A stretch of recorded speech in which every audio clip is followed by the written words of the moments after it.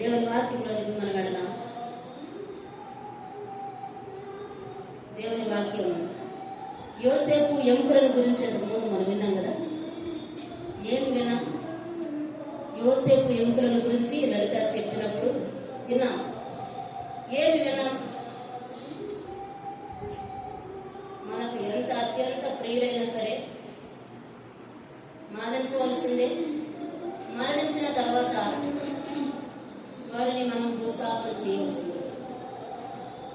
వీళ్ళు నాకు ప్రియులు, వీరిని భూస్థాపన చేయడానికి వీలేదు, నేను ఇంట్లో ఉంచుకుంటానంటే లోకం ఊరుకోదు మనలో. ప్రత్యేకంగా క్రైస్తవ సాంప్రదాయము యోసేపు ఎముకలు మనకు నేర్పించుతున్న జీవిత పాఠములు ఈరోజు అంశం. యోసేపు ఎముకలు మనకు నేర్పించుతున్న జీవిత పాఠం. మరి మన క్రైస్తవ సాంప్రదాయ ప్రకారంగా సమాధి చేయడం మనకు ఆనవాయితీ.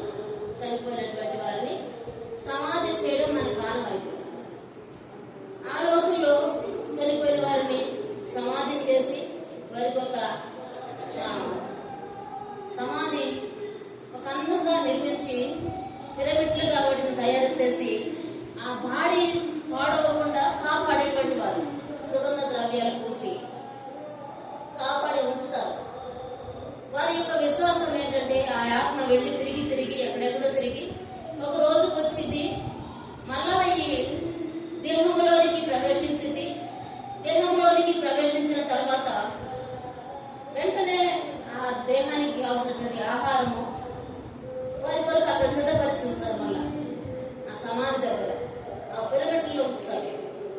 కొన్ని గోధుమలు, కొంత తేనె అక్కడ ఉంచుతారు. ఎందుకు? వారు లేచిన వెంటనే అవి తినడానికి అంట, వారికి ఆహారముగా అవి ఉంచుతారు. వారి యొక్క విశ్వాసం అలాంటిది. అలాంటి విశ్వాసపు ఉన్నటువంటి కాలములలో దేశపు వింతలలో 7 వింతలు ఉన్నాయి.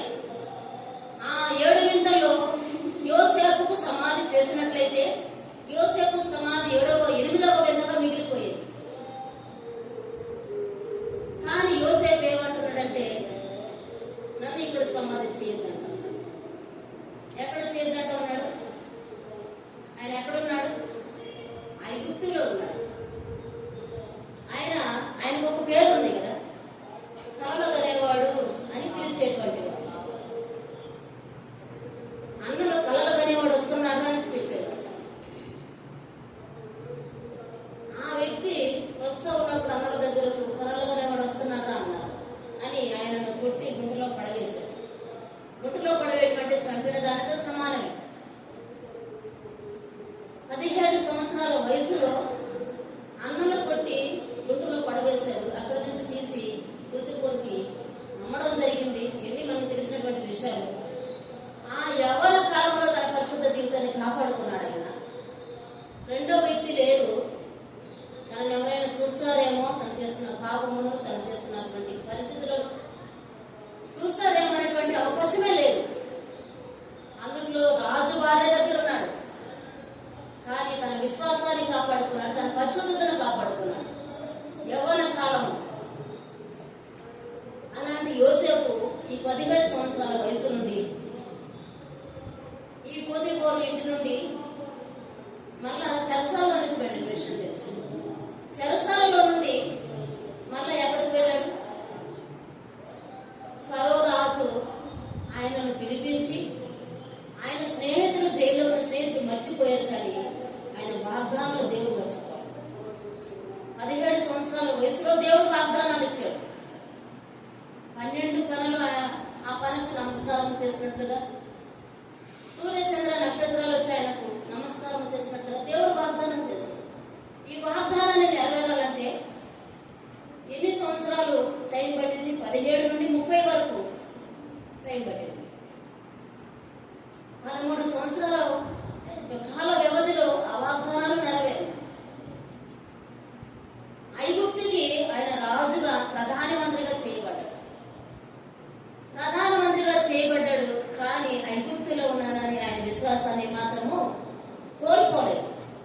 ఆయన విశ్వాసాన్ని కాపాడుకున్నాడు.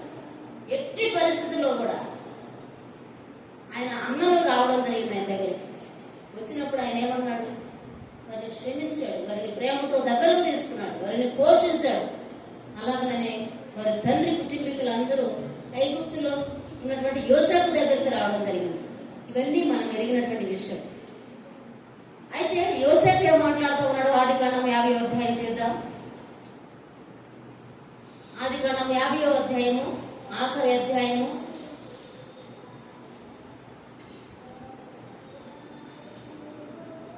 22వ వచనం నుండి 26వ వచనం వరకు ఈ 4 వచనాలు మనం ఆఖరి వచనాలు చదువుకున్న 5 వచనాలు.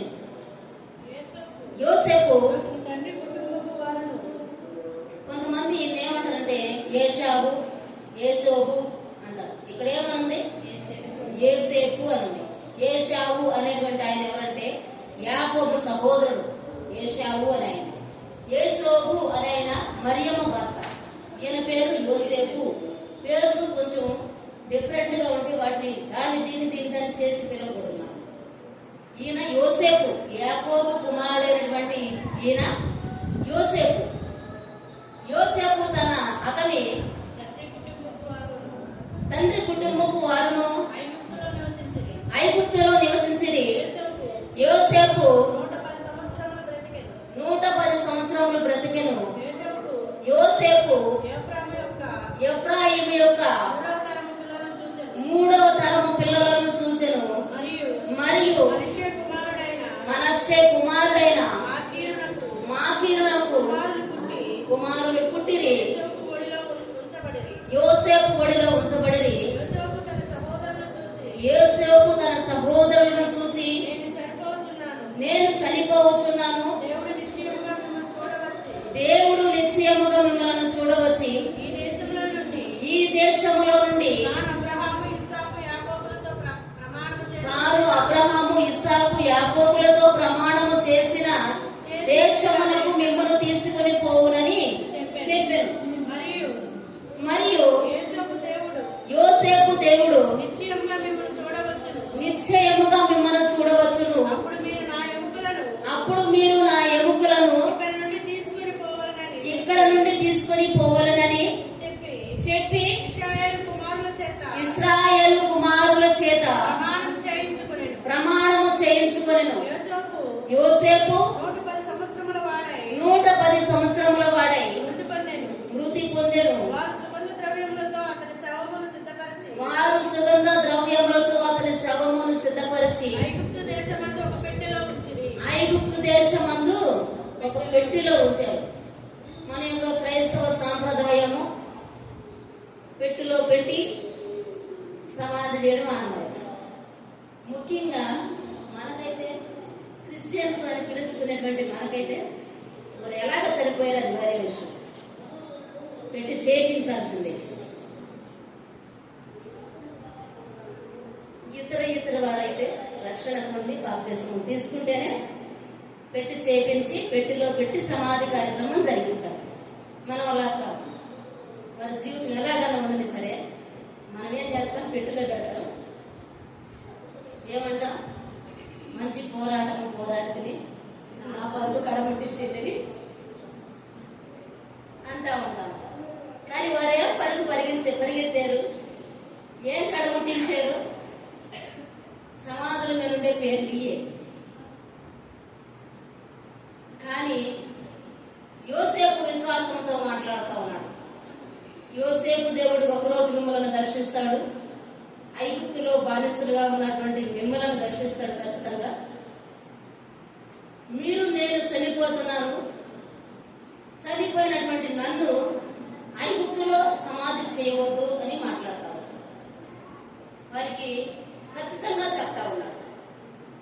అబ్రహాము, ఇస్సాకు, యాకోబుల దేవుడు మనకును దేవుడు మనలను ఈ బానిసత్వం నుంచి విడిపిస్తాడు. ఒక రోజున మనము ఐగుప్తు దేశం నుండి కానానుకు వెళ్తాము, నన్ను తీసుకెళ్లి కానానులోనే సమాధి చేయమంటా ఉన్నాడు. గతంలో మనం విన్నటువంటి వాక్యం ఏంటంటే ఈ యోసేపు ఎముకలను మోషే మోసుకొని వెళ్ళినట్టుగా విన్నాం. అంతేనా? యోసేపు ఎముకలను మోషే తీసుకొని ఆ పెట్టెను ఇశ్రాయేలు ప్రజలకు ముందుగా నడిపించినటువంటి సందర్భాన్ని విన్నాం. దేవుని మాటకు లోబడి మోషే ఆ పెట్టెలు తీసుకొని 40 సంవత్సరాలు ప్రయాణం చేశాడు. దానిని మనం విన్నాం. అయితే యోసేపు చెప్తా ఉన్నాడు, దానికన్నా ముందుగా జరిగినటువంటి విషయం ఇది.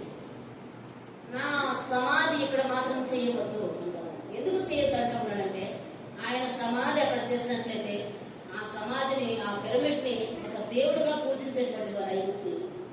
చక్కని పరిపాలన చేశాడు యోసేపు. అందుకే యోసేపు చెప్తా ఉన్నాడు, నన్ను ఇక్కడ సమాధి చేయవద్దు అంటాడు. ఆయనను చనిపోయిన తర్వాత అంట సుగంధ ద్రవ్యంలో పూసి పెట్టిలో పెట్టి దాచి ఉంచారట. ఎన్ని సంవత్సరాలు దాచి ఉంచారంటే 430 సంవత్సరాలు వాడు బానిసత్వం చేసింది. 430 సంవత్సరాలు బానిస పని చేసేవాళ్ళు. వారి ప్రార్థన దేవుడు ఆలకించి మోషేను మరలా వెళ్ళి పిలుచుకొని వచ్చాడు. దేవుడు మిద్యాను అరణ్యంలోనికి వెళ్ళి మరలా మోషేని పిలుచుకొని వచ్చాడు. మోషేకి మిద్యాను అరణ్యంలో కొన్ని పాఠాలు నేర్పించాడు. ప్రవీణ్ పగడాల గారు గతంలో ఎలాగా జీవించాడంటే, ఆయన ఒక వ్యక్తిని కొట్టి ఆయన చనిపోవడాన్ని విడిచిపెట్టి వెళ్ళిపోయి కేసు పెట్టి, ఆ సందర్భంలో ఆయన బ్రతికి పక్కన ఆ దెబ్బ తగిలిన వ్యక్తి బ్రతుకున్నాడు అని తర్వాత తెలిసింది ఆయన. ఆ విధంగా ఈ మోషే కూడా ఒక దెబ్బతో ఐగుప్తీయుని చంపడం జరిగింది. ఆ చంపినప్పుడు ఐగుప్తుని విడిచి మిద్యానారణ్యంలో పారిపోయాడు. మిద్యానారణ్యంలో దేవుడు 40 సంవత్సరాలు మిక్కిలి సాత్వికుడుగా మార్చడం జరిగింది. నోటి మాటలు కూడా రానటువంటి వ్యక్తిగా మార్చడం జరిగింది. నిజంగా దేవుడు తలుచుకుంటూ ఏదైనా చేస్తాడు. ఆయన కూడా సాక్ష్యం ఇస్తూ ఉన్నాడు. ప్రవీణ్ గారు కూడా, ఒక రోజు నేను త్రాగుబోతుని, భయంకరంగా ఎవరి కాలంలో జీవించినటువంటి వ్యక్తిని ఈ రోజు నన్ను దేవుడు పట్టుకున్నాడు, నేను దేవుని చేతిలో వాడబడతా ఉన్నాను. అదేవిధంగా మోషేను కూడా ఐగుప్తి సకల విద్యలలో ప్రావీణ్యత పొందినటువంటి వ్యక్తిని దేవుడు మార్చి మళ్ళా ఇశ్రాయేలు ప్రజల రక్షణ కొరకై, వారికి విడుదల కొరకై ఆయన తీసుకుని వచ్చాడు. తీసుకొని వచ్చినప్పుడు 430 సంవత్సరాలు ఆ బానిసత్వము ఉండి వారు పెట్టిన మొరను ఆలకించిన దేవుడు మోషేను నడిపించి వారిని ఆ బానిసత్వం నుంచి విడిపించాడు. 430 సంవత్సరాల తర్వాత ఆ బానిసత్వం నుంచి దేవుడు విడిపించాడు. మరలా ఎన్ని సంవత్సరాలు ప్రయాణం చేశారు? 40 సంవత్సరాలు ప్రయాణం చేశారు. అప్పుడు యోసేపు సమాధి ఎన్ని రోజులకు అయింది చెప్పండి. యోసేపు సమాధి ఎన్ని సంవత్సరాలకైంది? 430 సంవత్సరాలు, ఈ యొక్క 40 సంవత్సరాలు, 470 సంవత్సరాలకి ఆయనకి సమాధి జరిగింది. ఎవరైనా ఒక మనిషి చనిపోతే ఒక్క పూట కూడా ఉంచడానికి ఇష్టపడు. ఇంకా కానివ్వండి ఎంతసేపు అని కంగారు పెడతా ఉంటారు. కొంతమంది చనిపోయినప్పుడు వారి జ్ఞాపకాలతో, వారి పరిస్థితులతో చాలా మంది నలిగిపోతా ఉంటారు. కానీ కొంతమంది అయితే వారు చనిపోయారా, వారిని మర్చిపోయావా అన్నట్టు ఉంటారు. యోసేపుని 470 సంవత్సరాలు ఇశ్రాయేలు ప్రజలు కాపాడారు. మరి ఏలియాని దేవుడు కొనిపోతా ఉన్నాడు అగ్నిరథముల మీద. ఏలియాని దేవుడు అగ్నిరథముల మీద కొనిపోతా ఉంటే ఎలీషా, నా ఏలినవాడా, నువ్వు లేకుండా నేను ఇశ్రాయేలు ప్రజలను ఎలా నడిపించగలను? నా ఏలినవాడా, నువ్వు నన్ను విడిచిపెట్టి వెళ్ళొద్దని ఎలీషా ఎంటబడ్డాడు. ఎవరికి? ఏలియాకి ఎంటబడ్డాడు. ఏలియాని ఎవరు తీసుకెళ్తున్నాడు? దేవుడే తీసుకెళ్తున్నాడు. కానీ మన బ్రతుకులు ఎలా ఉంటా ఉన్నాయి? మనము చనిపోతే మనకి ఎంత సానుభూతి వస్తుంది? ఎవరన్నా అనుకుంటారా? అనుకోరా? ఎవరన్నా ఒక మనిషి అంట చనిపోతే, ఒక పెద్ద ఉద్యోగం చనిపోతానంట, ఆయన ఫ్లైట్ లో తీసుకొచ్చి అక్కడ పెడితే వార్త తెలిసిన వారంట పోతే పోయేళ్ళేవాడు, పోతే మంచిదన్నారు. ఎందుకు అలాగన్నారంటే తను జీవించినటువంటి జీవితం అలాంటిది. అంత పెద్ద ఉద్యోగం చేస్తా కూడా మమ్మల్ని ఎవ్వరు లెక్క తీయలేదు, ఎవరిని పట్టించుకోలేదు, వాడు మమ్మల్ని ఏం చేయలేదు, పోతే పోయేళ్ళే అన్నారంట. కొంతమంది చనిపోతే అలాగ స్పందిస్తారు. కానీ ఏలియా వెళ్ళేటప్పుడు దేవుడితో ఎలీషా వెంటబడ్డాడు. నిజంగా మన మరణం కూడా మన వెనుక వారికి ఎలా ఉండాలంట? వారు మనల్ని మరిచిపోలేని విధంగా ఉండాలి, మనల్ని గురించి మంచి చెప్పుకునే విధంగా ఉండాలి. ఇప్పుడు ఆయన గురించి 13 రోజుల నుంచి పోరాడుతూ ఉన్నారు ప్రజలు. ఎందుకు? ఆయన చేసిన మంచి పనుల గురించి పోరాడుతూ ఉన్నారు. మనం కూడా అలాంటి మంచి పనులు చేసి లోకాన్ని ముగించాలి. అంతేకాని మన ఇష్టానుసారంగా జీవించి చనిపోయిన పోతే పోయిందిలే వాళ్ళకు దిగింది అనేటట్టుగా మన జీవితం ఉండదు. మనం జీవించితే ఒక కారణం ఉండాలి. ఆ కారణము దేవుని మహిమపరిచే విధంగా ఉండాలి. యోసేపు ఐగుప్తు దేశంలో ఉండి కూడా ఏమాత్రం ఐగుప్తి ఆశలకు లోపడలేదు. మోషే కూడా అదే మాట్లాడు. ఐగుప్తి యొక్క ధనము, భోగము, సుఖభోగములు అనుభవించడం అంటే క్రీస్తు విషయమైన శ్రమలు అనుభవించట మేలన్నాడు. అలాగూ దేవుని సన్నిధిలో మనము ఉండాలి, అలాగూ గడపాలి. ఆయనను పెట్టిలో పెట్టి జాగ్రత్త చేసేవారు. జాగ్రత్త చేసినటువంటి వారు ఇశ్రాయేలు ప్రజలు ఆయన యొక్క సమాధిని 470 సంవత్సరాల వరకు సమాధి చేయలేదు ఆయన. అప్పుడు ఇంకా ఏం మిగులుతాయి? 470 సంవత్సరాలు ఒక మనిషి ఉన్నారనుకో, ఏం మిగులుతాయి? మనుషులు ఎముకలు మాత్రమే మిగులుతాయి. ఆ ఎముకల్లో కూడా కొన్ని ఎముకలు మాత్రమే మిగులుతాయి. ఆ కొన్ని ఎముకలను వారు తీసుకొని వెళ్ళి సమాధి చేశారు. 40,000 సంవత్సరాల క్రితమే అలాంటి పిరమిడ్లు కట్టారు. అసలు ఎంత జ్ఞానవంతులో వాడు. ఇప్పుడు ఆకాశాలంటే పిరమిడ్లు కట్టారు వాళ్ళు. ఇప్పుడు ఒక అంతస్తుకు చేయాలంటే ఒక రేటు, ఇంకొక అంతస్తు చేయాలంటే ఇంకొక రేటు. ఆ రోజుల్లో అంత పిరమిడ్లు కట్టారంటే మరి ఇంకెంత అయి ఉంటుంది? ఎంత త్యాగం! నిజంగా అలాంటి పిరమిడ్ యోసేపు కట్టకూడదని యోసేపు నన్ను ఇక్కడ సమాధి చేయొద్దని. మరి ఆదికాండం 50వ అధ్యాయం 1వ వచనం 1 నుండి 8 వచనాల వరకు చూద్దాం ఒకసారి. యోసేపు తన తండ్రి ముఖం మీద పడి అతని గూర్చి ఏడ్చి అతని ముద్దు పెట్టుకొనెను. తర్వాత యోసేపు సుగంధ ద్రవ్యములతో తన తండ్రి శవమును సిద్ధపరచవలనని తన దాసులైన వైద్యులకు ఆజ్ఞాపించెను. ఆ వైద్యులు ఇశ్రాయేలు సుగంధ ద్రవ్యములతో సిద్ధపరిచిరి. సుగంధ ద్రవ్యములతో సిద్ధపరచబడే వారి కొరకు వారి దినములు సంపూర్ణమగునట్లు అతని కొరకు 40 దినములు సంపూర్ణమాయను. అతని గూర్చి ఐగుప్తి 70 దినములు అంగలార్చిరి. ఇక్కడ ఒక మాట గమనిద్దాం. 40 దినాలు ఆయనను సిద్ధపరిచారట. ఎవరిని? యోసేపు తండ్రి యాకోబుని 40 దినాలు ఆయన చనిపోయాక సిద్ధపరిచారు. ఆ తర్వాత 70 దినాలు ఆయన గురించి అంగలార్చారు. ఒక ప్రధానమంత్రి తండ్రి గారు చనిపోతే 70, 40, 110 రోజులు ఆయనను గురించినటువంటి సిద్ధపాటు, ఆయన భూస్థాపనకి గురించినటువంటి సిద్ధపాటు అక్కడ జరుగుతూ ఉంది. మనలను ఎంతసేపు ఉంచుతారు? అలాగే చదువుతూ వద్దాం. అతనిని కూర్చి అంగలార్పు దినములు గడిచిన తరువాత యోసేపు ఫరో ఇంటి వారితో మాట్లాడి నీ కటాక్షము మా మీద నున్న ఎడల మీకు అనుగ్రహించిన నా మనవి ఫరో చెవిని వేసి నా తండ్రి నా చేత ప్రమాణము చేయించి ఇదిగో నేను చనిపోవచ్చున్నాను కానానులో నా నిమిత్తము సమాధి త్రవ్వించితిని కదా, అందులోనే నన్ను పాతి పెట్టవాలని చెప్పాను.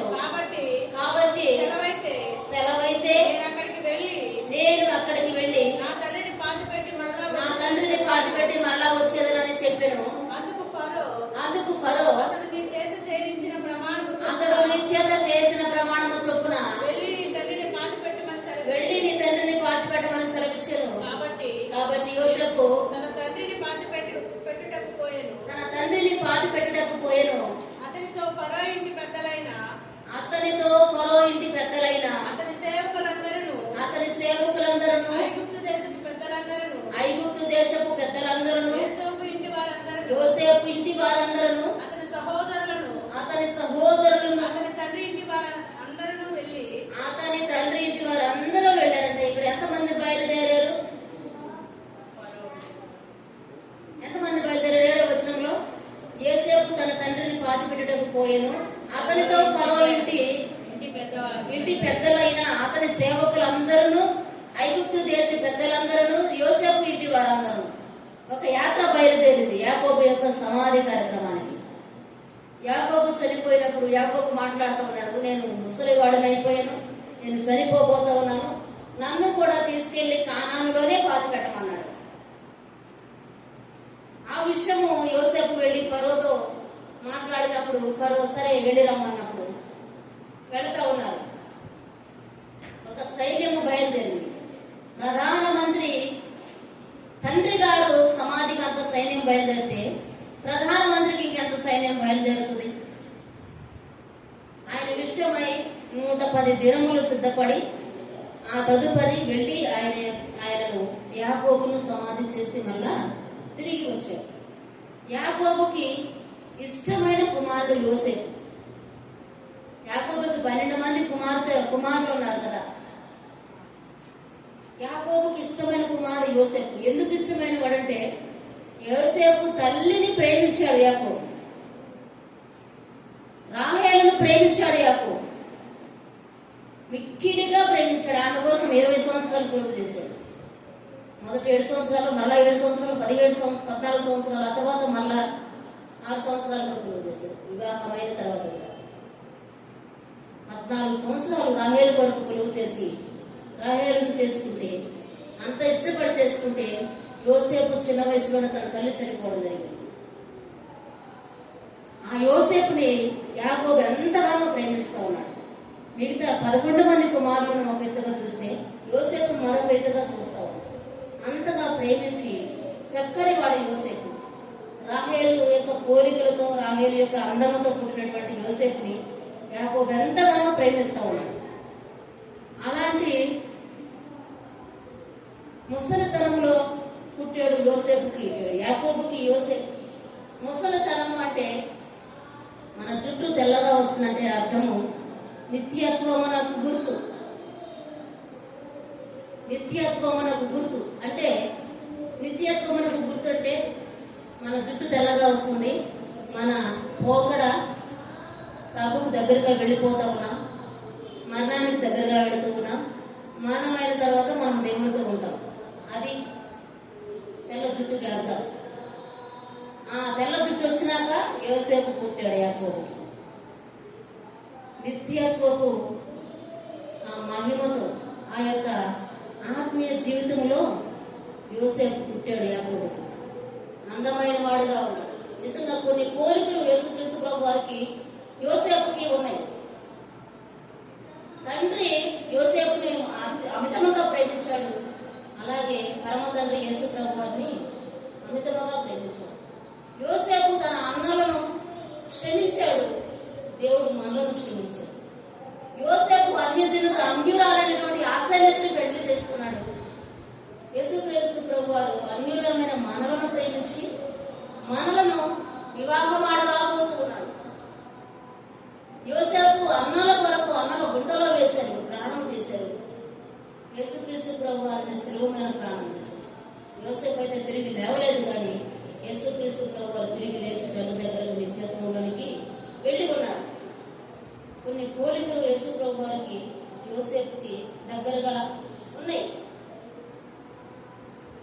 హెబ్రీయులకు రాసిన పత్రికలో చూద్దాం ఒక మాట. 11వ అధ్యాయము, హెబ్రీయులకు రాసిన పత్రిక 11వ అధ్యాయము 21, 22 వచనాలు చూద్దాం.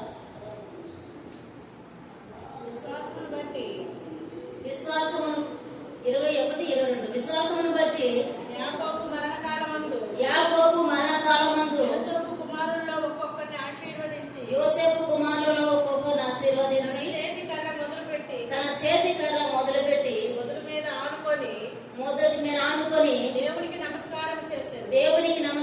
చేసిన యేసోపు యోసేపు తనకు యోసేపు తనకు అవసాన కాలం ముందు సమీపించినప్పుడు విశ్వాసమును బట్టి ఇశ్రాయేలు కుమారుల నిర్గమమును గూర్చి ప్రశంసించి తన శైల్యములను గూర్చి వారికి ఆజ్ఞాపించాడు. శల్యములు అంటే ఎముకలు, శల్యములు అంటే ఎముకలు, నిర్గమము అంటే ఇశ్రాయేలు యొక్క యాత్ర ప్రయాణం. నిర్గమమును గురించి ఆయన చెప్తా ఉన్నాడు, నేను మృతి పొందబోతున్నాను అంటూ ఉన్నాడు. మరి ఈ శల్యములు యేసోపు యొక్క ఎముకలకు గుర్తుగా ఉంది, నిర్గమము వారి యొక్క ప్రయాణానికి గుర్తుగా ఉంది, విశ్వాసముతో వారు చూసినట్లుగా కనబడతా ఉంది. యాకోబు విశ్వాసముతో అంటూ ఉన్నాడు, అవసాన కాలం మందు యోసేపు కుమారులు ఒకరిని ఆశీర్వదించి అంటూ ఉన్నాడు, తనకు అవసాన కాలము సమీపించినది గనుక విశ్వాసమును బట్టి నిర్గమమును గూర్చి ప్రశంసించాడంట. వారికి యాకోబు చెప్తా ఉన్నాడు, జరగబోయే పరిస్థితులను యాకోబు చెప్తా ఉన్నాడు. మనం కూడా మన పిల్లలకు జరగబోయే విషయాలను చెప్పాలి. ఇది పరిస్థితి అని మన పిల్లలకు చెప్పాలి. నిర్గమాకాండం తీద్దాం. నిర్గమాకాండంలో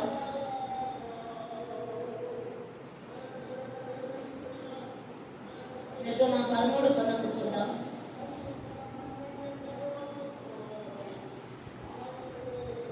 మరియు మోషే యోసేపు ఎముకలను తీసుకొని వచ్చెను.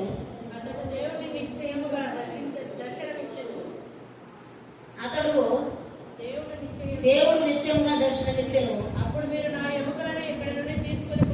అప్పుడు నా ఎముకలను ఇక్కడ నుండి తీసుకుని పోవాలనని ఇశ్రాయేలు చేత రూఢిగా ప్రమాణం చేయించుకున్నాడు. దేవుడు మిమ్మల్ని నిశ్చయంగా దర్శిస్తాడు, ఐగుప్తు నుండి విడిపిస్తాడు, తీసుకొని వెళ్తాడు. అప్పుడు నా ఎముకలను, ఆయనకు కూడా తెలుసు నాకు మిగిలేది ఎముకలు మాత్రమే, ఆ ఎముకలను మీరు తీసుకొని వెళ్ళమంటా ఉన్నాడు.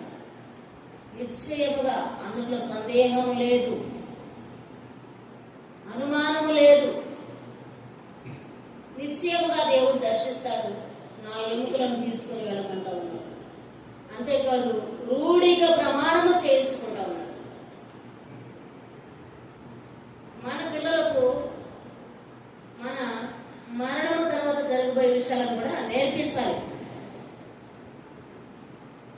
ఇప్పుడున్న విషయాలే కదా నేర్పించేది, తర్వాత చేయవలసిన పనులు కూడా మన పిల్లలకు నేర్పించాలి. అలాగూ నేర్పించి మనము వారిని సిద్ధపరచాలి. ఆది కాండంలో దేవుడు యోసేపు కొరకు కొన్ని అధ్యాయాలను ప్రత్యేకించాడు. 37వ అధ్యాయం నుండి 50వ అధ్యాయం వరకు దేవుడు యోసేపు కొరకు సిద్ధపరిచాడు. 50వ అధ్యాయం ముగింపులో యోసేపు యొక్క వృత్తి మనకి కనబడతాడు. ఒక బిల్డింగ్ కి 66 గదులు ఉన్నాయనుకో, 66 గదుల్లోకి వెళ్ళాలంటే మొదటి ద్వారం గదులు రావాలి. ఆ మొదటి ద్వారమే ఆదికాండం, సింహ ద్వారము అంటారు ఆదికాండం. ఆ సింహ ద్వారముల నుండి మనం వెళితేనే 66 గదులు మనకు కనబడతాయి. 66 గదుల్లో ఉన్నటువంటి అన్ని మనకు అర్థమవుతాయి. ఆదికాండము లేకుండా మనం వెళ్ళాలంటే మనకు అర్థమవుతుంది. మొదట స్టార్ట్ అయ్యేది ఆదికాండము నుండే కదా. సృష్టి ప్రారంభమయ్యేది, మనుషులు ప్రారంభమయ్యేది, మనుషులు మృతి చెందేది, పాతి పెట్టేది మొత్తం ఆదికాండం నుంచి స్టార్ట్ అయ్యింది. ఈ సింహద్వారం నుండే మనం ప్రయాణం చేయాలి. క్రైస్తవులు బైబిల్ చదవకుండా మనం ఏది చెప్పలేము. చాలా మంది బైబిల్ చదువుతారు, కానీ అవసరమైన మాటలు 2-3 మాటలు చదువుకొని ముగిస్తూ ఉంటారు. కొంతమంది బైబిల్ తీసి ఏ వాక్యం వస్తే ఇదే నాకు ఈరోజు వాగ్దానం అంటారు. బైబిల్ ఎలా చేస్తారంటే కళ్ళు మూస్తున్నట్లు తీస్తారు, తీసి ఒక వచనం 2 వచనాలు చదువుకొని ఆ రోజుకి ఇంకా అదే ఆనందిస్తూ ఉంటారు. కొంతమంది అసలు బైబిలే తీరోళ్ళు ఉన్నారు. ఆదివారం వస్తా ఇట్లా ఎదురుగొట్టుకొని పూజ దుమ్ము తీసుకుని వచ్చేవాళ్ళు ఉన్నారు. కానీ ఈ ఆది కాండం నుంచి స్టార్ట్ చేసి మనం చదువుతూ ఉంటేనే మనకి బైబిల్లో ఉన్న అన్నీ అర్థమవుతాయి. లోకంలో పాండిత్యం అవసరం లేదు, లోకంలో పీజీలు అవసరం లేదు. బైబిల్ చదివితే చాలు మనకి జ్ఞానం వస్తుంది. ఈ సింహ ద్వారం నుండి మనము వెళ్ళాలి, అప్పుడే మనకు అన్నీ తెలుస్తాయి. కానీ మనం చేసే పని ఏంటంటే విన్నా అప్పుడప్పుడు కొంతమంది ఇంకా అప్పుడప్పుడు చదువుతూ ఉంటారు. అబ్రహాము, ఇస్సాకు, యాకోబులు దేవుడు, యోసేపు కూడా దేవుడుగా ఉన్న ఆయనను నడిపించాడు. మరి నడిపించినటువంటి దేవుడు యోసేపు ఎముకలు మనతో మాట్లాడుతున్నటువంటి విషయాలు కొన్ని తెలుసుకున్నాం. యోసేపు ఎముకలు భూమిపైన మన జీవితము తాత్కాలికమని మనకి తెలియపరుస్తా ఉంది. మొదటి మాట, భూమిపైన మన జీవితము తాత్కాలికము, మన జీవితము శాశ్వతము కాదు అని మొదటిగా ఎముకలు మనకు తెలియజేస్తా ఉన్నాయి. జ్ఞాపకం వస్తా ఉన్నాయి ఆ ఎముకలను చూస్తున్నప్పుడు విషయాలు. ఇశ్రాయేలు ప్రజలకు కీర్తనలు తీయద్దు చెప్తున్నాను. కీర్తనలు 39:4 ఉంది. మాట్లాడుతూ ఉన్నాడు భక్తుడు, నా అంతము ఎట్లున్నదో నాకు తెలియచేయము అంటా ఉన్నాడు. మనము అంతమైపోతామనే విషయము ఆ ఎముకలు మనతో మాట్లాడతాం, ఇశ్రాయేలు ప్రజలతో మాట్లాడతామని. మొదటిది, భూమి మీద మన జీవితము తాత్కాలికము. రెండవది, భూమి పైన యాత్రికులము. రెండవ మాట, ఎముకలు ఇశ్రాయేలు ప్రజలతో మాట్లాడుతున్నటువంటి మాట, భూమి మీద మనము యాత్రికులము. మొదటి పేతురు పత్రిక 1వ అధ్యాయము 4వ వచనము, 2వ అధ్యాయము 11వ వచనంలో ఉన్నాయి. మన పౌరస్థితి పరలోకంలో ఉంది. పాడతాం కదా, పరదేశులము ప్రియులారా, మన పురమిది కాదు ఇప్పుడు, మన పౌరస్థితి పరలోకంలో ఉందని యోసేపు ఎముకలు మాట్లాడుతూ ఉన్నాయి. భూమి పైన యాత్రికులము. మూడవది, మన నూతన దేశము పరలోకం. మన నూతన దేశము పరలోకం. మన నూతన దేశం అమెరికా కాదు, జర్మనీ కాదు, కెనడా కాదు, ఇంకేదో కాదు. మన నూతన దేశము పరలోకం. ఆ ఎముకలు చూస్తూ ఉన్నప్పుడు యోసేపు పరలోకం వెళ్ళాడు, మనం కూడా పరలోకం వెళ్తామని యోసేపు ఎముకలు ఇశ్రాయేలుతో మాట్లాడుతున్నటువంటి విషయం. 4వది, ఈ లోకము ముగిసిన తర్వాత ఏది మన వెంట రాదు. ఈ లోకము ముగించిన తర్వాత ఏది మన వెంట రాదు. వస్తాయి ఏమన్నా మన వెంట ఏదన్నా వచ్చేదుంటే నాకు తెలీదు, చెప్పండి. ఒక వ్యక్తి చనిపోయి ఏడుస్తూ ఉంటారంట. పాపం ఆమె స్నానానికి వెళ్ళి బాత్రూంలో పడి చనిపోయింది. చూసినటువంటి వారు ఏదో ఒక విధంగా పక్షవాయువు గల వాడిని కప్పు విప్పి లోపలికి తెచ్చినట్లుగా పాపం వాళ్ళు లోపలికి దిగి ఆ తలుపు తీసి ఆమె బయటకు తీసుకొస్తే బెడ్షీట్ చుట్టి పండేస్తే పాపం ఆమె మీద పడి ఒక ఆమె ఏడుస్తుంది. ఆమె వేసేసరికి మెడలో తగ్గలేదంట. కానీ మరీ భయంకరంగా తగ్గుతాను. కనీసం చనిపోయినాక ఆమె వస్తూ ఆమె కూడా ఉంచటం రా. ఈ లోకంలో మన జీవితం ముగిసిన తర్వాత ఏది మనతో రాదు. మనం ఎట్లా వచ్చామో అట్లానే వెళ్ళిపోవాలి. యోసేపు ఎముకలు ఇశ్రాయేలు ప్రజలతో ఈ రోజు మనతో మాట్లాడుతున్నటువంటి మాట. అలాగే ప్రధానమంత్రిగా ఉండి కూడా ఐగుప్తి యొక్క పోకడలలో చిక్కుబడిన వాడు కాదు యోసేపు. యోసేపు ప్రధానమంత్రిగా ఉన్నాడు ఐగుప్తు దేశంలో. ఆయన ఏదైనా చేయగలడు. ఈనాడు ప్రధానమంత్రి కదా మత కలవడానికి కారణం, ఈ గందరగోళానికి కారణం ప్రధానమంత్రి కదా. ప్రధానమంత్రిగా ఉన్న యోసేపు ఏదైనా చేయగలదు, కానీ ఐగుప్తు యొక్క పరిస్థితుల్లో చిక్కుపడలేదు. 5వది, యోసేపు మనతో మాట్లాడుతున్నప్పుడు యోసేపు ఎముకలు మనతో మాట్లాడుతున్న విషయం. 6వది, ఆయన మరణంలో కూడా విశ్వాసం ఉంది. ఆయన మరణించకుండా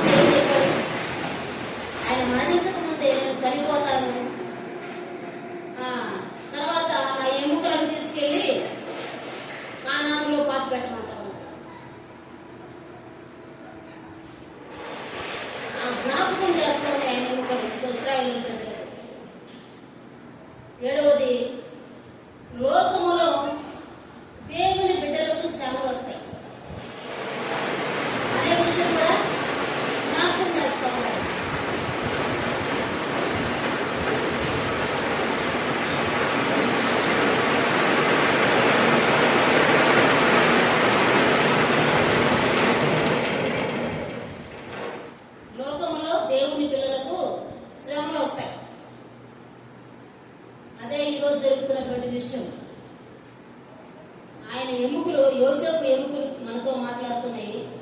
లోకములో దేవుని బిడ్డలకు వచ్చే శ్రమలు. గతంలో భక్తులు చాలా శ్రమలను అనుభవించారు. అలాగే ఈ రోజు కూడా సేవకులు ముఖ్యంగా టార్గెట్ చేస్తా ఉన్నారు. సేవకులు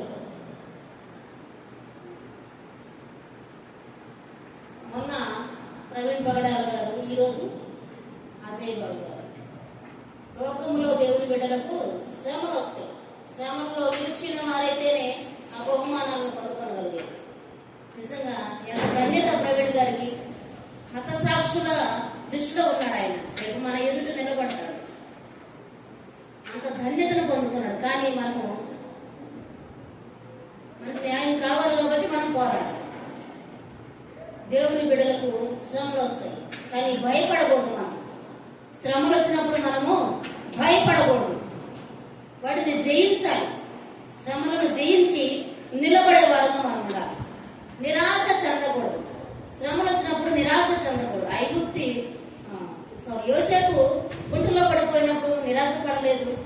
అలాగే చెరసాల్లో పడినప్పుడు నిరాశ పడలేదు. ఆయన నిరీక్షణతో ఉన్నాడు కనుకనే ఫరో దగ్గరకు వెళ్ళడానికి దేవుడు ఆయనకు అనుకూలతనిచ్చాడు. ఆయన స్నేహితులు అయితే మర్చిపోయారు, కానీ దేవుడు మర్చిపోయారు. ఈయనను ఫరో దగ్గరకు తీసుకెళ్ళినప్పుడు ఆయన ఏమంటూ ఉన్నాడు, కలభావం చెప్తావా అని అడిగినప్పుడు చెప్పేస్తా అలా. మనమైతే చెప్తా, ఏం నాకే రావాలనుకున్నావా అంటాం.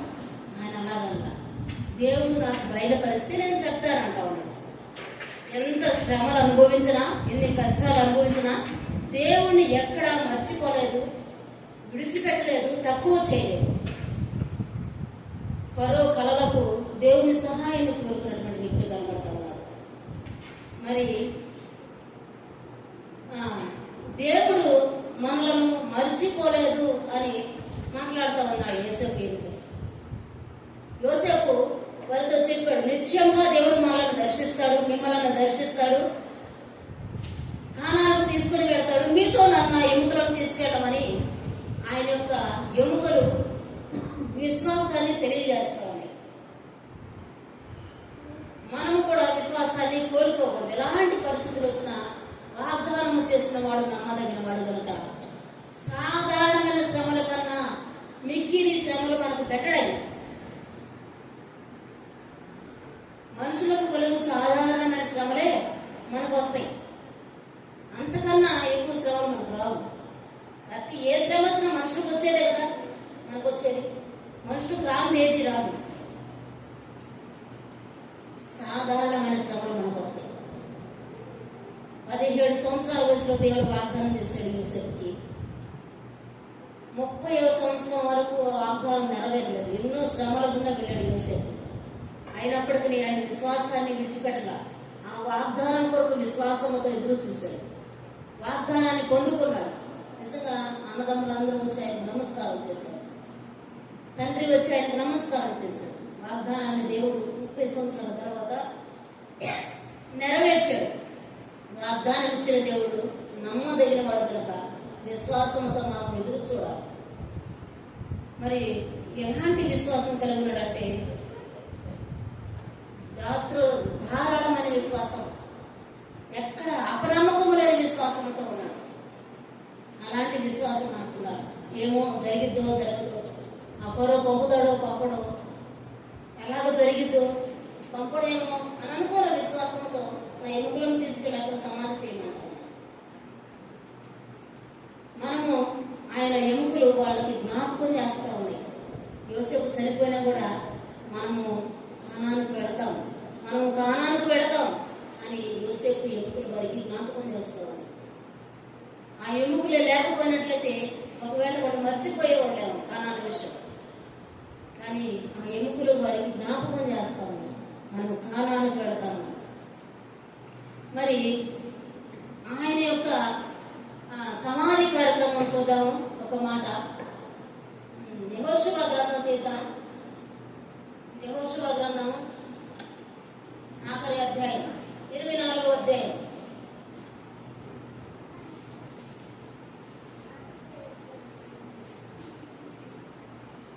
యెహోషువ గ్రంథం 24వ అధ్యాయము 32వ వచనం. 32 చూద్దాం. ఇశ్రాయేలీలు యెహోవాను సేవించుచు వచ్చిరి.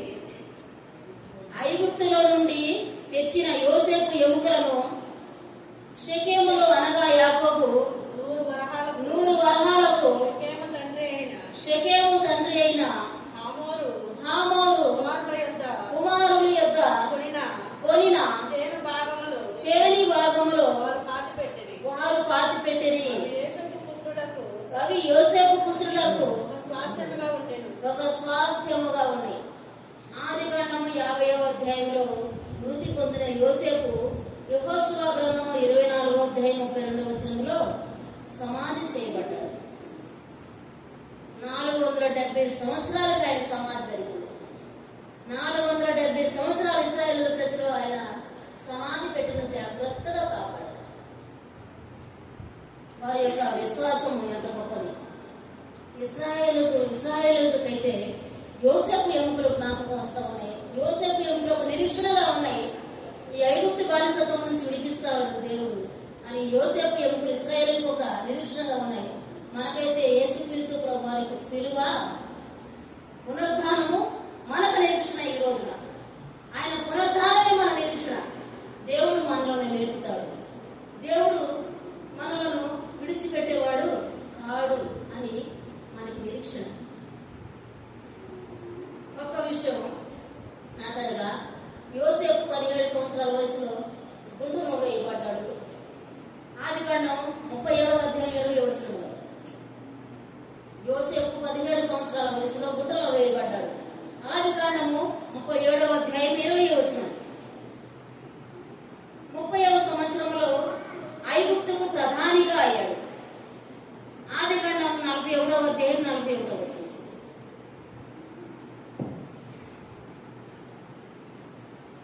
యోసేపు 110వ సంవత్సరాన మరణించాడు.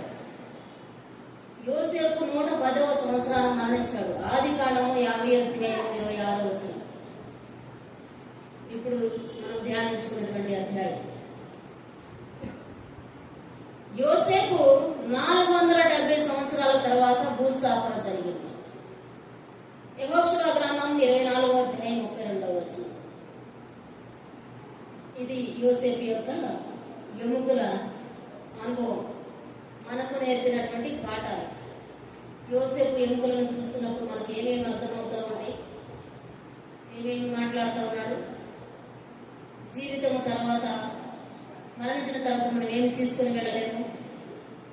అలాగనే ఈ లోకంలో ఒక యాత్రికులము మనము. లోకంలో మనకు శ్రమలు వస్తాయి. మనకు ఒక నిరీక్షణ ఉంది. మనకు ఒక క్రొత్త దేశం ఉంది, పరలోకము. అనేకమైనటువంటి మాటలు యోసేపు ఎముకలు ఈరోజు మనతో మాట్లాడి, ఆ మాటలు మన జీవితానికి ఒక పాఠంగా ఉండాలి. ఆ విధంగా మన అందరి జీవితాలలో యోసేపు ఎముకలను జ్ఞాపకం చేసుకుంటూ మనం ముందుకు సాగుదుగాక. ఆమేన్. చిన్న ప్రార్థన చేసుకున్నాం.